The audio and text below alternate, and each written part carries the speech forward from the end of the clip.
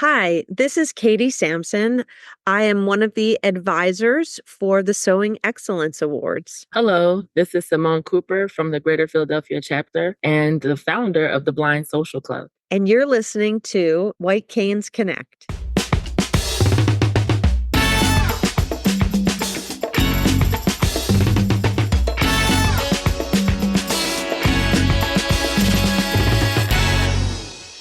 Hey there, PA Federationists. Welcome to another episode of White Canes Connect, presented by the National Federation of the Blind of Pennsylvania. My name is David Goldstein. I am the first vice president of the NFBFPA, and joining me, as always, is White Canes Connect co-host, and more importantly, creator, Lisa Bryant. Lisa, how are you today? Very well, David, and also very excited that we have one of our own, Simone Cooper, on talking about her receiving the Sowing Excellence Award, which we will all learn about because none of us are like, what is that? But kudos to Simone. She's been very quietly but steadily having socials for blind and visually impaired. And now someone outside of our world is recognizing the great work she's been doing. I know it's so exciting that she's won this award, and even thinking about what she's put together with the Blind Social Club, just a great thing to start and continue on with. She's done it for a number of years, as we'll hear. But it's so important, as Katie mentions, that a lot of folks feel isolated when they're disabled. And that's, of course, something that is a big problem in the blind community. To get out and be able to do things on a social level, whether you like the food that or never had the food of the restaurant that you're going to, just to get out and do some things. They've got some great things in the works at the Blind Social Club, just all around good stuff. And to get folks out in the community and talking with other blind folks, the socialization is so important, Lisa. It really is. And on the back end, I'll share an example of just how important that is. I can't wait to hear that story. But before we get to that, let's listen to the interview.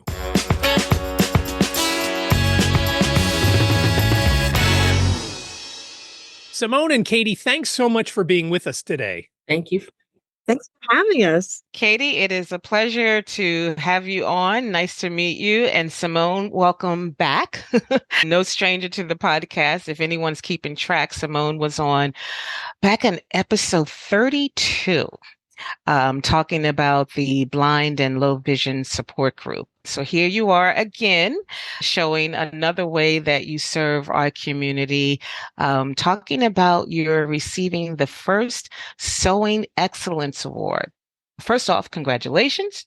And we're so happy within the Federation when someone outside of our world recognizes the work that one of our own is doing. Katie will definitely give you what to talk about how her work came to your radar. But Simone, tell us about the Blind Social Club. And I know it's taken a turn over the years, but take us back to when you first started it and actually even why you felt the need to start the group.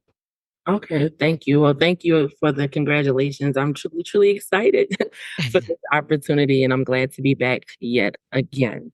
So it started back in 2017 under the then name, the International Cuisine Club for the Blind and Visually Impaired. And how that came about was it was just a few of us down in the lobby of what was then called Associated Services of the Blind, ASB, where it's now called Vision Lake. But a few of us were in the lobby and we were just talking about just different things that we would like to do. And a few of us were talking about how we would like to try different types of food. And I said, okay, well, I can find some places that we can go. I'll set it up and I'll send it out to you all. Not realizing that it was going to be something that we did beyond just the one time. Yeah. But after we did it that one time, they're like, where are we going next? I said, oh, you want to do this again? So it was really just that desire to want to try other foods and, of course, the socialization aspect. So that's how it got started in 2017. And we did that monthly. So every month we would go to a different restaurant that represented a different culture. So the mission was to explore culture through cuisine. And we did that for about a little over a year.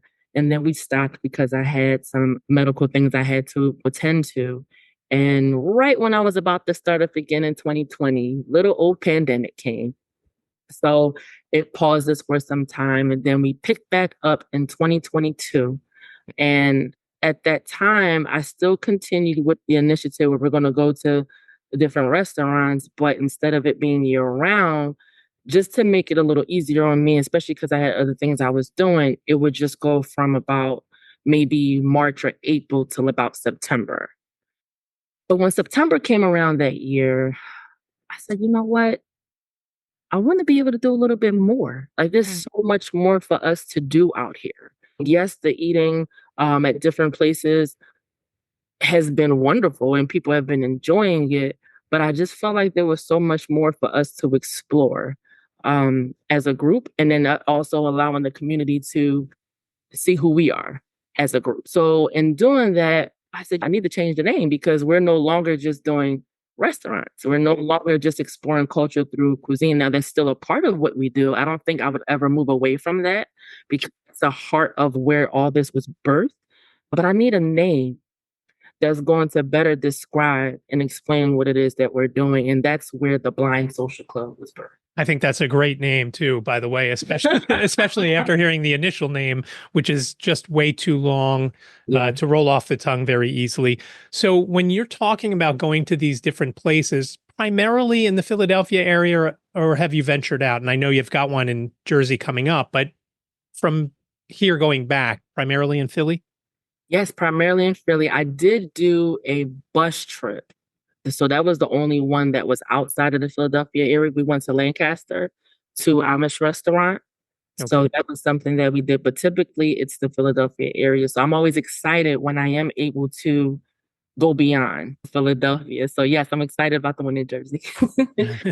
And as this club has grown, again, like I said, now you're on the radar of others, which is great. And Katie, you are representing at least one of the partners. Well, you can explain your role. First of all, yes, why don't we do that? Why don't you explain who actually came up with the Sowing Excellence Award, and what role do you play with either one of those groups?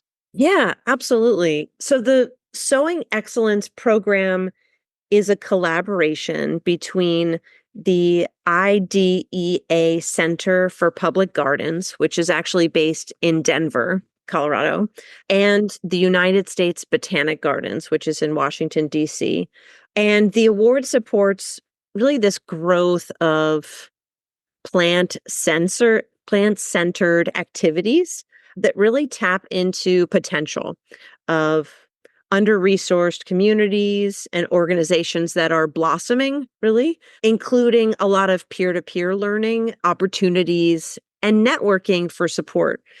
And I have been working as a accessibility and inclusion advisor, consultant, and educator in the public garden space for a little over 6 years now.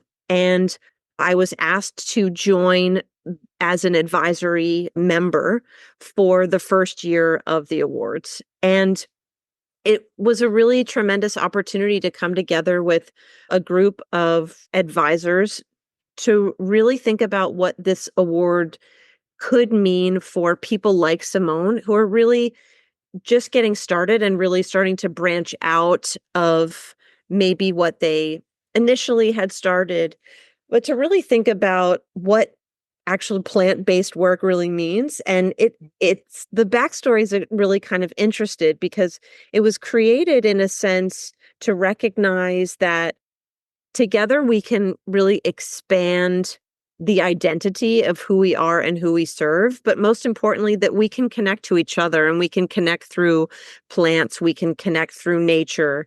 And the award really represents programs all around the country that build what we like to call plant fluency, really advance wisdom and building knowledge and alliance with partners to create collaborative unity and share stories. And I think what at the heart of it is making more connections to communities that the public garden community has, for whatever reason, maybe not paid close attention to. And I think with the connection to the blind and low vision community, I really see that potential being so far-reaching, especially because of the access that can be granted through tactile engagement, through sensory input, through culinary connection, as Simone, I'm sure we'll talk about. We go into gardens to smell, to taste, to move through them, and it's just there's so much potential in connecting more.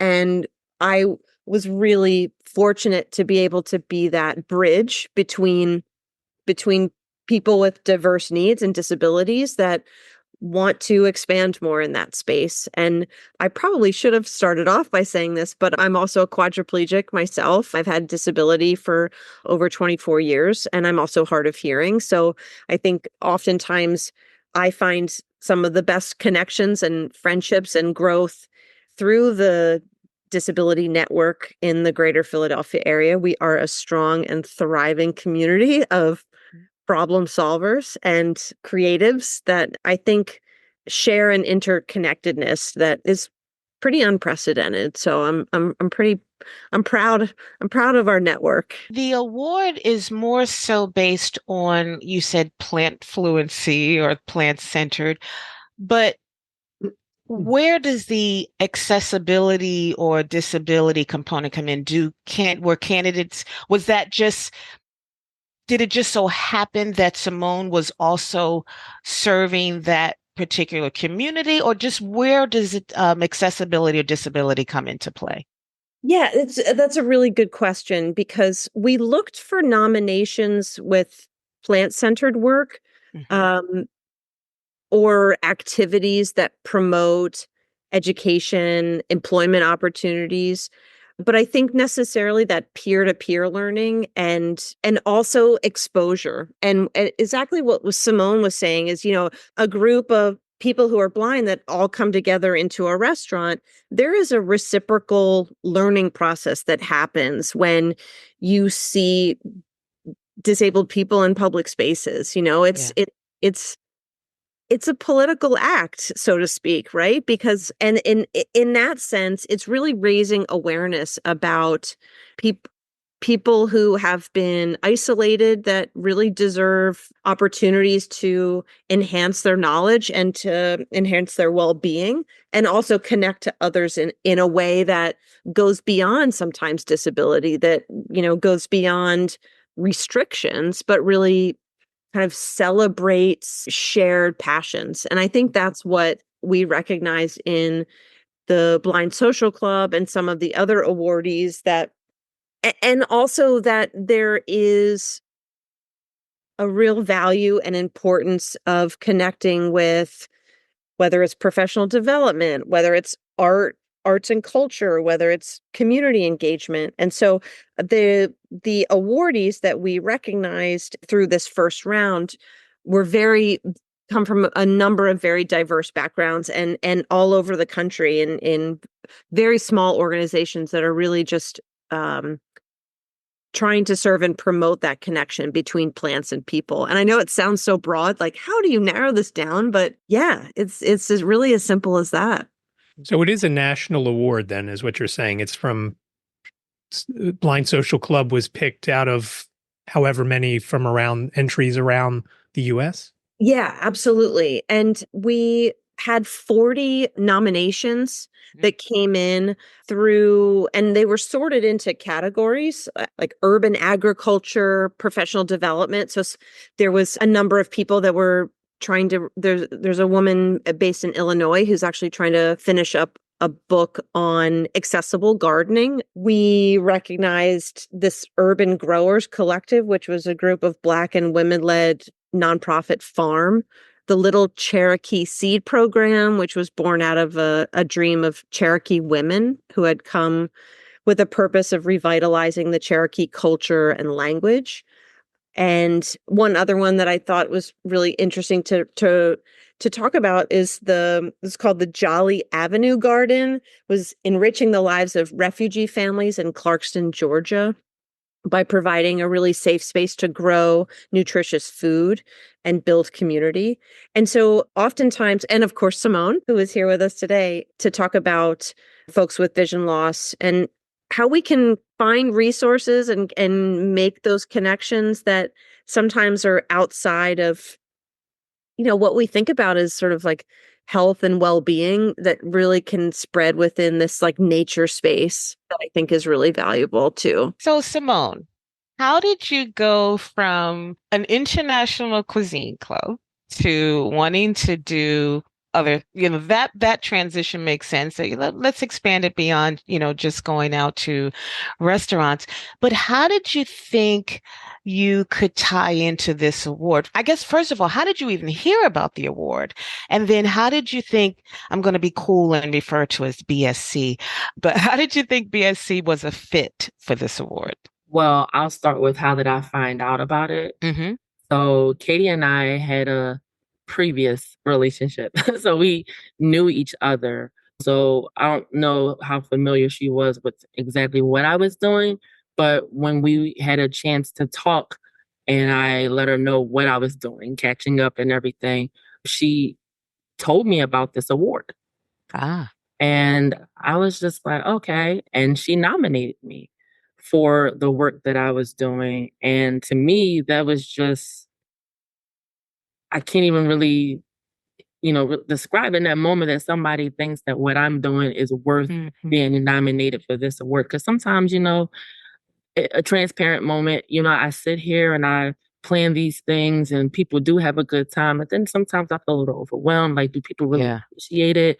Right. Is it really making an impact? Right. Somebody says, hey, I see the value in what you're doing and I want to nominate you for this.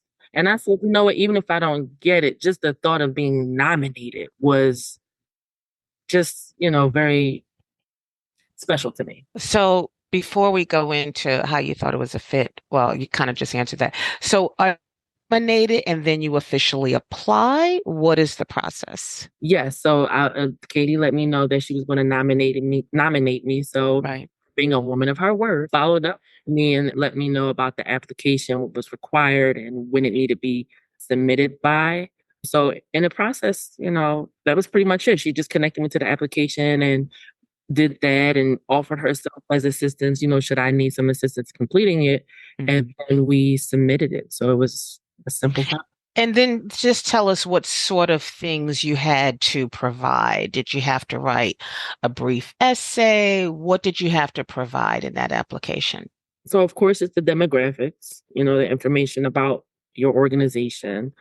And then there were some questions that we had to answer. Again, with it being plant-centered, or plant fluency. Yeah. But, just really responding to those questions as far as how can your organization or how can your organization best promote? I might be off course right now, I don't remember exactly, but just connecting the importance of plants and how you can implement that into what you're doing. So it's just a matter of not like a long essay, but yes, there are questions that you have to ask and making sure you make that connection between people and plants. And was that something already on your radar that you wanted to sort of move into more plant or botanical sort of activities?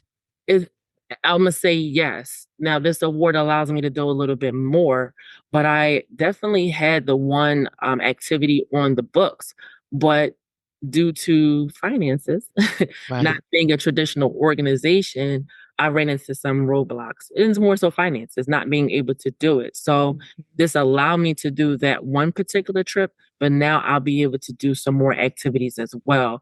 And even though I had the one activity in mind, right? This award is allowing me to do what I wanted to implement, which was to make more sensory activities. So when working with the plants and these different activities, it will allow us to have more hands-on experience or a sensory experience. Katie, tell us about the vetting process. Sure. You mentioned that you had, I think, about 40 applicants. Yeah, it was really tough to narrow down that list. There were so many great nominations. Gosh, and we were so humbled by just so many amazing people from around the country. We wanted to highlight groups that were making sure that plants are in as many communities as possible. And that's really I think, where we started. And we looked for nominations that really talked about education, furthering employment opportunities for people through professional development, traveling to conferences, presenting, this peer-to-peer learning, as we talked about. And the advisory committee members, we each scored all of the nominations, and then the nominations were received collectively or based on those overall scores, the area of work, geographic location, as well as the organizational size and organizational access. And we also very much felt like the nominees should not have to be nonprofits or a designated tax bracket like a 501c3, because there are plenty of organizations or groups, social groups, or even individuals that are doing tremendous work that, because of the restrictions of specific grant processes or award processes or sponsorships for whatever reason, have some of these restrictions and hoops that have to lots and lots of hoops and reporting that has to happen. And this first year, we really wanted to make it a lot more pared down for people. And that's why the nomination process was geared by the advisors. So advisors came with nominees. Each applicant would fill out their application either with the advisor themselves, like together in a meeting, or individually with advisory support. And so when we came together in these conversations, it was like, I know this person. I can go at bat for Simone. I know the work that she's done prior. We talked a little bit about this. And I don't know if, Simone, you'll recall, you had recently shared with me an experience walking through the Wissahickon and talking about like tactile engagement and smelling things and touching things. And I think something just clicked in my mind in that conversation, like, oh, I'm involved in this other thing that I think Simone could be really good fit for. Whether she knew that there was going to be a little bit of work involved in the process, but really planting that. And year after year, I've attend these conferences with the American Public Garden Association and talking about how much and how important it is to have those connections to communities. And I think there are a lot of people out there who are blind and low vision that, have a passion for gardening, that work with their hands. And, I've even tried to connect Simone I'm part of a bird watching group, and we go out and we listen to birds and we bird by ear all the time, and how our connections to nature really go beyond sight for so many of us, and even for myself. And I think if I could bring a little bit of that into this awards process, like I'm excited to do that. So I've got two follow-up questions. The first one isn't as important as the second one. Do you use any kind of apps for the birds? Yes, I use an app called Merlin Bird ID for sound, because it helps me recognize some of the birds that are out there. And also I've been trying to learn some of the pictogram of bird calls because of my hearing loss. Okay. So it's basically like a graph that comes across the screen. And then I also use eBird, which is put out by Cornell Lab of Ornithology as well. And eBird helps you recognize birds in your area or birding communities, and also helps you record the birds that you've seen through citizen science, which helps us really talk about bird migration. And yeah. Katie, the other thing I wanted to ask you was funding. Where does the funding for these awards come from? The funding for the awards comes from the United States Botanic Gardens. And so as part of the federal funding that comes in, they get their funding through Congress. I was wondering, Katie, how people found out about this, because until Simone announced that she won the award, most of us were like, the what? We had never heard of it. So you were saying that the nominees, the committee members, came to that nominating committee with their candidates, so to speak. So that's essentially how the word got out. Did I hear that correctly? Yes, and then other Other nominations came in through the Public Garden Association. If there were partnerships or community connections that people knew through the American Public Garden Association, that had been announced through that network and through botanic gardens just all across the country. So it's very much in this first round through connection through either the public garden space or through the advisory group, not to mention the Idea Center as well as the U.S. Botanic Garden. So it was kind of incredible. We had among the diverse group of advisors that assisted in developing the awards, we had a botany professor, a professor of Indigenous Studies, a number of folks who are affiliated with both organizations that represent, people of color. Obviously, I have a physical and sensory disability, so I'm sort of representing the disability community as well. So I think, we really tried to have a number of people with different backgrounds and different expertise involved in that advisory group. And tell us the range of the award.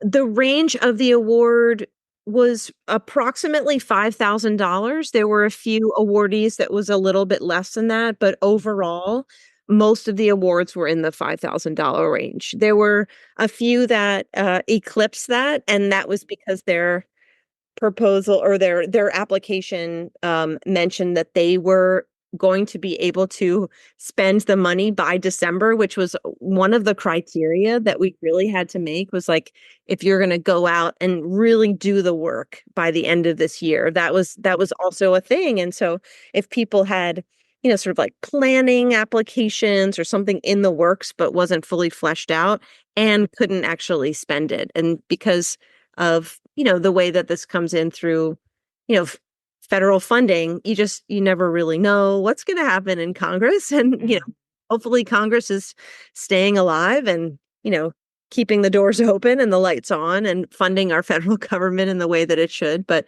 as budgets go. So there were times even throughout the year where we were like, we need to meet before this date because the government could shut down if we don't pass a budget. And so that's why it's always important to vote for your Congress people that are going to keep the lights on. So Simone, sounds like you have to get pretty busy. What are your plans for this award throughout the rest of the year? Well, as David alluded to, one of the activities that I have planned, we call them socials, right? I call them socials. So one of the socials that we have coming up for September is that we'll be going to Princeton, New Jersey to go to an apple orchard.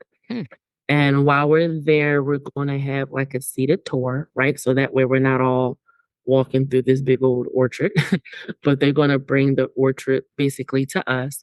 And included in that is going to be a sensory activity. We're going to enjoy some farm snacks. It's also a winery. It's an orchard and winery. And so it includes wine education and a wine tasting.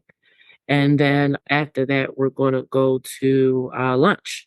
So that way we can go and my thing is, it's always good for us to do those activities, but I like to make sure that we always have time to come and socialize. So after the education, we're going to socialize over lunch also in New Jersey, just to kind of keep up with the new mission, right? So initially, it was exploring culture through cuisine, but now it's a matter of just us gathering together to socialize, to meet other blind and visually impaired adults, share our experiences, share resources, and have a good time while doing so. And so when we have those opportunities to do these different socials, I want to make sure that we always have room to continue to do the above. What does one of those, let's use the winery and orchard, what will it cost someone to participate in that? Well, it would have been about a little over almost $130 per person, because the bus is just so expensive, right? So you chartered a bus, is that what you're saying? Yes, thank you. We chartered a bus. And so the bus alone would have been very expensive, including, the activities at the orchard, because that's not free. You don't just hop up to an orchard, it's not free. And then the lunch. So total, it would have been about $130 per person. But now that I've had this award, I'm able to cut that price down to $60 per person. I'm now able to subsidize the cost because, again, the transportation was the biggest aspect where, like, when I did the bus trip, where was that, 6 years ago? Of course, the cost was different, and it's a lot it's a lot more expensive. And the type of bus that I had, they no longer really exist, to tell you the truth. It's a smaller bus. It's one of those mini buses with a lift, and it's been very challenging to find that. So it kind of halted all my plans last year. But having this award now eliminates that frustration. And I'm, able to offer this activity or social at a discounted price. And how about moving forward? Will you have some money left over to do other activities that you may be able to subsidize? Yeah. So along with the New Jersey social, we have like a herbal education activity social coming up. And then we also have a one for the container gardening, which I'm looking forward to both of them. So yes, and again, it's implementing the sensory because Katie did mention that I did do a guided hike through the Wissahickon. That was actually our first activity when we transitioned from going out to eat at the restaurants to doing other activities. I connected with the volunteers of the Wissahickon, and they pretty much created this particular guide just for us, for those who were blind and visually impaired. And it was a sensory, to be specific, it was a sensory guided tour or like a guided hike. And we learned the different types of plants based upon their smell, their texture, and their shape, right? So they would teach us every time we would go to like a new tree, or they would give us different leaves and we get to smell them. And then with that knowledge, then go to the next tree and see if we can recall what we previously learned, listening to the nature, like how the river flows and just so many different things. And that was one aspect that I said, you know what, moving forward, I want to make sure that I can bring in some sensory aspects, because it's one thing to have an activity or a social where people are always speaking to us, but it's just more engaging when you're able to touch, utilize your senses to, smell and touch and even taste, right? So I want to make sure that we are taking advantage of those, abilities before this year is out with these films. And Katie, before I ask you about the future of the Sowing Excellence Award, I just wanted Simone to give a sort of a brief history of how have you seen the club grow from its beginning? Pre-pandemic, we've had a certain number, right? On average, it would be about 15, like a little more than, a little less than at times. And post-pandemic, we weren't really hitting those same numbers, right? The people who were already familiar or who knew about us, right? But even though the number was a little smaller, I can see the growth even from 2022, whereas now I'm getting more exposure, right? And so now that I'm getting more exposure, because there is so many blind and visually impaired adults out here, and I don't know how to contact them all or connect with them. So the fact now that people are hearing about me and even doing this podcast, right? And I was asked to be a speaker over at Vision Link for their speaker series, and people are saying, hey, shoot it this way and I'll share. It's giving me more exposure. And because of that, I've been able now to get new people. So, and our event yesterday, we had about 14 people. So we are, getting back up to pre-pandemic numbers, but not just so much growth in numbers, but growth in exposure. I was thinking, hopefully the podcast also will help get the word out. I'm curious too, are the funds restricted to the program or the expense of the social? Can you use the funds for marketing, publicity? In my understanding, as long as it was, and maybe Katie can add to it, but in my understanding, it was just using it for plant center For the program. right? So, but for me, if I have a flyer that's promoting that, then I would assume that it's okay because it's relevant to that. Or if I have something that I want to add to it and it's for this particular plant center event, I don't think that would be out of the guidelines. It's not like I'm using these funds to go and pay for something that has nothing to do with this social. I think that's where it would be an issue. But in my understanding, that as long as it's for these plant-centered or plant fluent, this plant fluency, I like that. As long as it's for that, I don't think that I'll be violating any guidelines. Katie, do you want to chime in with that? Yeah, Confirm, deny? I think that's absolutely right. We also know, and recognize, I think that, with high costs of things, inflation, prices change and the way you budget for something might need adjustment. And as I mentioned earlier, it's because Sowing Excellence is a new program and it was nomination based, the way that we did the outreach was limited. And so we sought out individuals that we knew, I think, also had flexibility within their needs. And so, if something pops up where Simone, needs to use the funding for other areas of promotion or outreach, I really don't think anyone affiliated with the program on the sort of advisory and organizational sense would have any problem with that, because everything's really new in this first year. Moving forward, there's going to be more work to hopefully publicize it more, and from the advisory perspective, I can also say, hey, I think we should carve out some funding for marketing this, ahead of time so we can get more people involved and just more exposure. Yeah. So our plans in the works for a round 2 next year?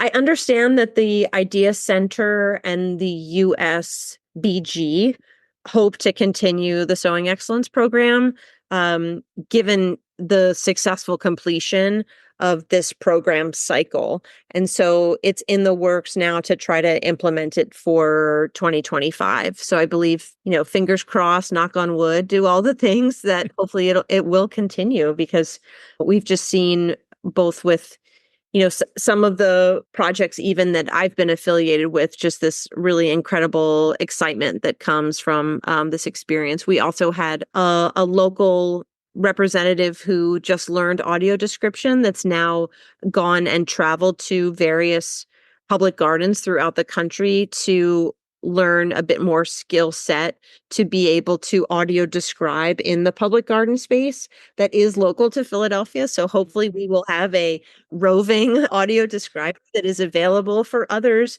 in the region who could access those services or even request them, to know that there are people out there who are learning that skill set and developing that skill set. So it's I think it'd be interesting for this audience to know that the funds not only went to people who are blind and low vision that are facilitating and cultivating these programs, but also the service providers that are out there in the communities doing this work in this space in particular, which I think is hopefully going to continue to grow, because we know we need more, right? Simone, how are you getting the word out? Do you have an email list? If somebody's interested in getting on board, what do they do? Yes, they can just send me an email to blindsocialclub@gmail.com.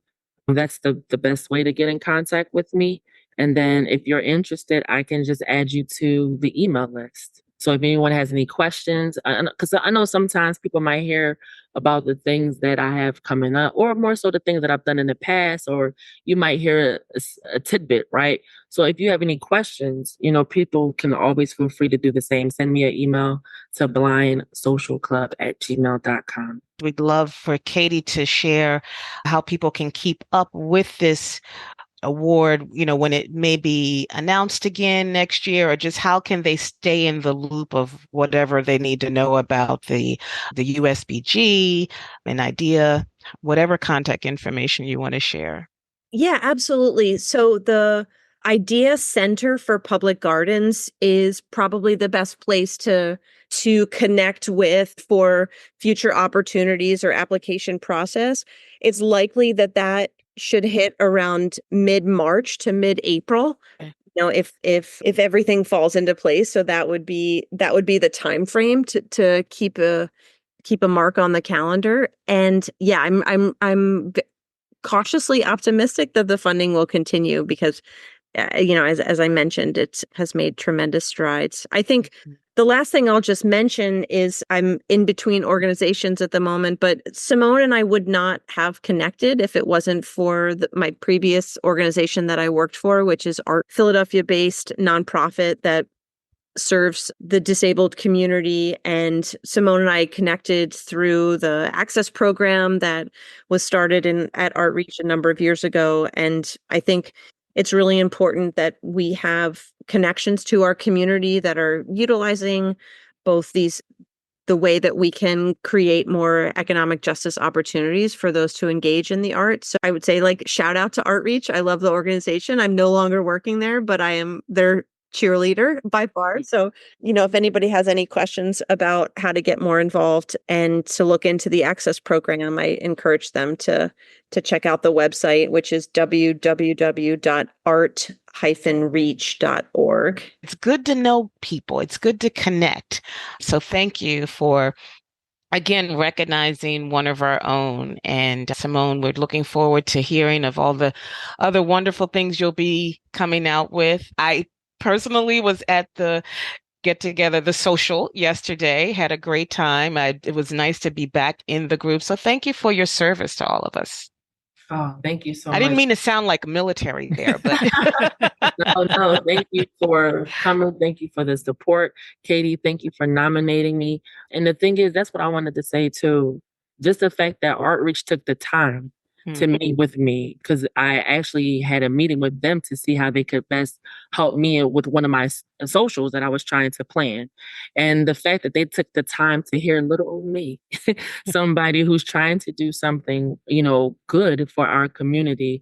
And I'm grateful that not only did they help me with I was working on at the time, but that again, Katie saw the value in what I was doing and thought that it was good enough for me to be nominated. So I'm always validated when people sign up and they come and they have a great time. That validates me. And that's what keeps me to keep going. But the fact that somebody outside of the blind and visually impaired community saw the value in what I was doing, again, it just speaks volumes. And it's just, I guess, the push to keep me going, like another validation. So not only does my community validate me, but those outside who see, even though we are a part of one community, right, the disabled community, but just specifically for what I'm doing for the blind and visually impaired. So again, I thank you, Katie. I thank you, not just Katie, but Katie and all those who were involved in this process, right? Because it wasn't just one or two people, it was a collaborative. So everyone who was involved with going through our applications and reading our answers and just taking time to see what it is that we all do within our own communities. I'm just grateful that you all have given us an opportunity to continue the work that we're doing. So thank you. And thank you to White Kings Connect for allowing me to have this exposure. So just a great opportunity just for me to be able to continue doing what I'm doing, as I said again. So thank you all so much. Well, the pleasure was ours. Keep up the good work. And Katie, you and I will have to connect offline about that bird watching group because I love definitely. birds. Yeah. Thank you so much, Lisa and David. It was a great opportunity to speak about this award and also to recognize Simone and all the good work. I think oftentimes we sort of negate the conversation around disability and being inspirational, right? We don't never want to be relegated to that, what inspiration porn, as we say. But I can't help it but be inspired by what Simone has done. And I think, we're oftentimes isolated and not connected to our communities. And the fact that, she can just start up something and get people together and get out and be engaged is so valuable. And yeah, I'm just really in awe of her and all she's done. What I also appreciate is the fact that, again, this exposure that I've been able to have, people saying, oh, hey, shoot this information this way. I would encourage people, even if it's something that you may not be interested in, still share the information. You'd be surprised how many people are saying, oh, I wish I would have known about that. But, and I'm like, well, such and such goes. They didn't tell you about it. It's crazy that it's here. I'm here for people. It's for all those who are blind and visually impaired in the Philadelphia area. So even if for whatever reason you may not be interested, share the information. There are some people who need the socialization and people who just want the socialization. If nothing else, it's the socialization, right? Right. And being able to encourage one another and learn from each other.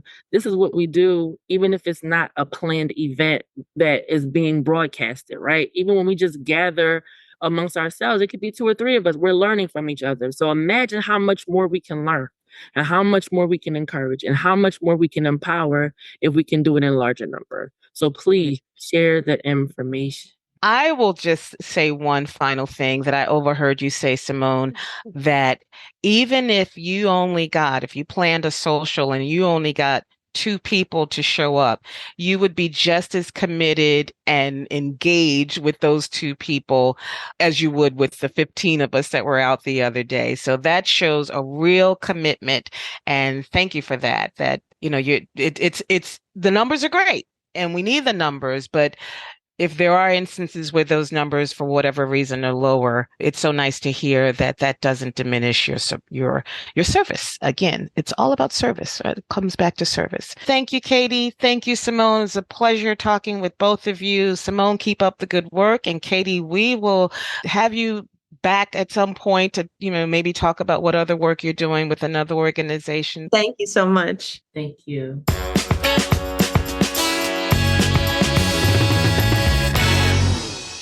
Thanks again to Katie and Simone for coming on and giving us both the insight to the award and more information about the Blind Social Club. And again, Lisa, very important that people get out and about and mix with other folks that are like them in the blind community. Very important work that Simone is doing.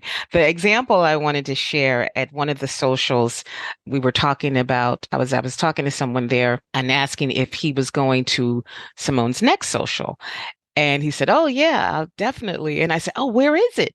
"I don't know." And I just thought, you know what? Here is a great example of I just want to be out with people. I love the socialization.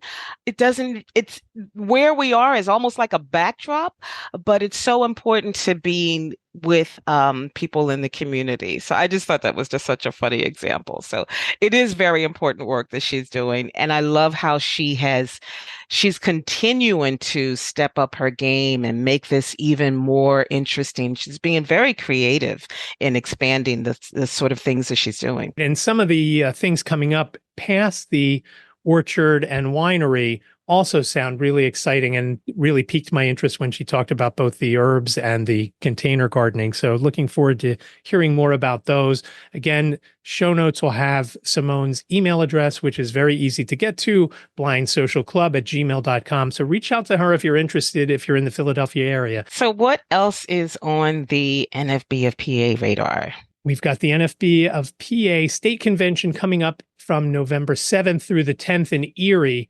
And I know it's a few months out, but starting September 1st, the prices go up. So if you want to get in on the early bird registration, you've got to register by the 1st of September, actually by the 31st of August. You've got to register. It's $25 to register. You can pick your meals at that time. You don't have to pick any meals. You could pick some, but you've got to pay to register to be part of the NFB of Pennsylvania 2024 convention in Erie. Also, if you are outside of the Erie area and you're in, let's say, southeastern Pennsylvania or greater Lehigh Valley, Capital Chapter, Harrisburg area, or even State College in the Happy Valley chapter, and you want to get on the bus to go to Erie that will depart Philadelphia on the 6th of November, you've got to get your money to your chapter or division treasurer so that they can get it in. The payments from the different chapters and divisions are due to the affiliate by the 1st of September. So you've got to pay your chapter or division before that. And again, the bus to Erie is $120, and that will get you to Erie and from Erie. And then, of course, the registration will pay for you to get into the convention. Also this year, just like last year, there is a Senior Possibilities Fair. That is a separate registration. That will happen the morning of November 7th. It's around a 3 or so hour event. Continental breakfast will be provided when you register for that. That's $20. To learn all about all of this, you can go to nfbofpa.com nfbfpa.org/2024 in numbers. You don't have to type all those letters out. Again, nfbfpa.org/2024. And we will soon have a pre-convention episode, so please stay tuned for that. Yeah, we're looking forward to having a few folks on about the convention. We know who our national rep is, so just trying to work out our schedule so we can get everything situated, and then we will bring that to you. In the meantime, if you've got questions, comments, show ideas, whatever you've got, maybe something you do around your house that's exciting and you think other blind folks need to know about it, please reach out via the phone, 267-338-4495. You've got up to 3 minutes to leave your name and town and whatever your question, comment, tip, show idea, whatever it is, please reach out. Again, 267-338-4495. And you can always email us with those same comments, suggestions, feedback. Our email address is whitecanesconnect@gmail.com. And no time limit. Lisa, this was a fun episode. Yes. And again, we're so proud of Simone, and keep up the good work. Simone, great job. It was great to have you on. Katie, thanks for coming on. Thanks for listening, everyone. Thanks for listening. Take care.